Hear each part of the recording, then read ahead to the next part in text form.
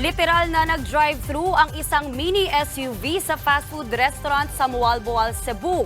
Imbes kasi na preno, silinyador daw ang naapakan ng senior citizen na driver. Yan at iba pang balita sa probinsya sa report ni John Aroa.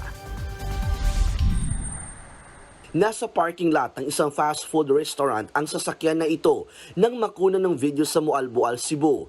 Pero imbis na pumarada, dumiri-diretso ang sasakyan hanggang tumbukin ang salamin ng kainan. Sa lakas ng pagkakabangga, nabasag ang salamin. Sumadsad na rin paloob ang kalahating parte ng sasakyan. Agad namang rumispondi ang mga otoridad at inalalayan ang 64 anyos na driver palabas ng mini SUV. Duguan naman ang braso ng isang lalaking customer matapos maipit sa insidente. Agad silang dinala sa ospital at ligtas na ang kalagayan. Base sa investigasyon, imbis na preno, silinyador o accelerator pedal ang naapakan ng driver.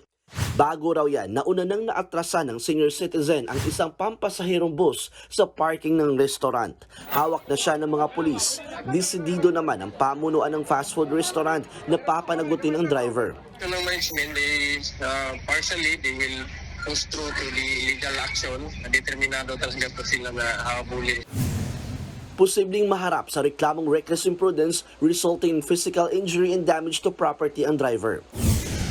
Sa video na yan, makikita ang pagdating ng dalawang lalaking nasakay ng motorsiklo sa harap ng karinderya sa Bagabag, Nueva Vizcaya. Tila nagmamanman muna ang mga lalaki. Ilang saglit pa, bumaba ng motor ang rider. Tumakbo ang lalaki papunta sa kainan at kinuha ang isang kaserola na may lamang adobo. Agad siyang sumakay sa motor at saka tumakas. Patuloy pang pinaghahanap ang mga magnanakaw ng ulam.